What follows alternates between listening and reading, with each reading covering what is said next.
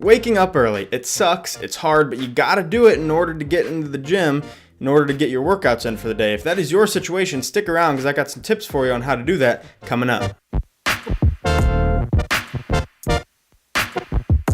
What is up, For Faith Nation? Thank you for tuning into the video again. If you are new around here, consider giving us a thumbs up and subscribing to the channel because I talk about weight loss and fat loss, and that is it. My only goal is to help you reach yours. So let's hop right into the tips. How do you start to wake up early in order to work out? It'll be a huge time saver. By the time you get home from work, you'll already have been done with your workout and you'll just still be able to enjoy your night and you feel good. It sets you up for positivity. So how do you do that? The first tip for you is discipline. It starts before you even wake up. It's actually when you're going to bed. I don't mean just discipline yourself to wake up earlier. That is the saddest tip anyone has ever given, and that's usually the most common one given. I mean discipline going to bed. You have to go to bed at a decent time. You have to feel rested in order to be able to wake up and feel good enough to wake up and feel refreshed. You can't just force it. I don't know why people think that 4 hours of sleep and I'll just learn how to get up on time. Some people might be able to run off 4 hours of sleep, but everyone's different, and you have to give it some consideration and think, maybe I do need 8, maybe 9. I feel like I need almost 9 hours of sleep in order to wake up and feel good for the whole day. So consider getting more sleep. And I know that sucks. The day's short enough as it is, but try doing that and see how much more productive you are throughout the day, throughout your waking hours. If you feel rested and you're only up for 16 hours as opposed to 19 hours, I bet you'll get more done in those 16 hours if you feel better and you went to bed on time and you got enough sleep. Tip number 2 is natural melatonin, or just melatonin is going to be the tip. So you can take melatonin supplements. I'll link those in the description for the one that I take whenever I feel like I'm off. But I would talk to your doctor before using those. It's completely safe, but just talk to your doctor before using those. I am going to link those up in the description though, just in case. And then also natural melatonin, which is the glasses. I'll link those in the description as well.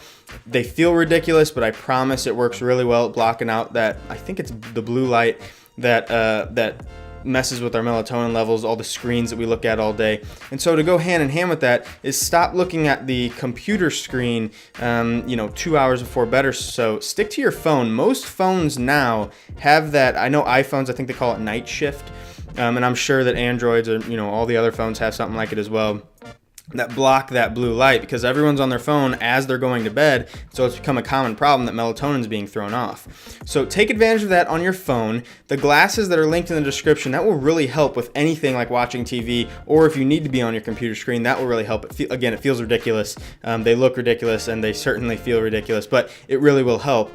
And then the melatonin supplement, if needed, talk to your doctor before, and then that should really help you fall asleep. It really, really helps me. Tip number 3 is a sleep tracking app, and I have one that I really like. It is called Good Morning, I believe. And I hope I can get that on the screen. Yeah, there we go.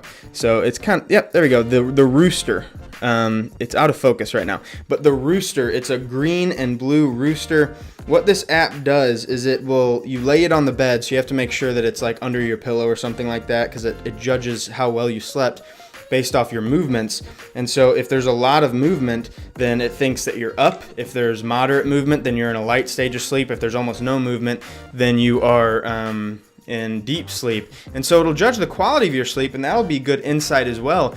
But the main purpose of this app, and the reason that I am suggesting it, is because it wakes you up in an interval. So instead of setting your alarm at 6 a.m. and it wakes you up no matter what, or it goes off no matter what at 6 a.m., you might be in a deep stage of sleep by then. And then that's why you feel groggy, that's why you feel horrible, that's why you may not even wake up to your alarm. But if it waited until 6:10, or if it went off 10 minutes earlier at 5:50 or something like, wherever your lighter stage of sleep is, and it knows that based off your movement, you really do wake up easier, and I promise it really works. It will wake you up in an interval anywhere. So I set my alarm for 6:10 because it'll wake me up anywhere between 5:40 and at the latest 6:10. And so it'll usually wake me up about 5:50, 5:55, and you can actually see on the tracking where it starts to go up a little bit, like my activity's going up, and the app notices that, and so it decides to wake me up. Since it's within my interval, it decides to wake me up then. Tip number 4 is practice, practice, and more practice. Just like any habit, this is going to be something that you are going to fail at. This is going to be something that your body's going to be thrown off with a little bit, and you are going to mess up. You're probably going to fail your very next attempt to wake up and go to the gym, but keep practicing, keep setting that alarm, and your body will start to get used to it. You will start to learn better ways of going to bed on time. You'll start to pick up use of that app, whatever it is. You will get better. This is a process. And any habit that you try to pick up, you are going to mess up. You're going to fail because your old habits are getting in the way. And it just takes time. If you give up right away, if you're like, oh, well, I tried for 2 days and I couldn't go to the gym, screw it, I'm just going to go after work and accept that, then you're never going to adapt. And if you keep trying, as long as you're trying and you're trying to adapt, you're trying to get better, you just keep on trying to get up, there is going to be some days where you get up, you feel the benefits, it's going to help you get up in future days, and that's going to snowball. But you have to give it enough time and enough attempts to have that success, to really start to feel the benefits, to carry over to an easier to keep habit. Now, still keep going to the gym after work if you can. If you miss your morning workout, you can do a home workout, whatever it is. I don't want you to just give up on that side of it either. But really try to stick to the morning workouts, even if you fail. That is absolutely key. Thanks for tuning into the video, guys. That is all I have for you today. Thank you so much again for just all the views, all the likes, all the comments.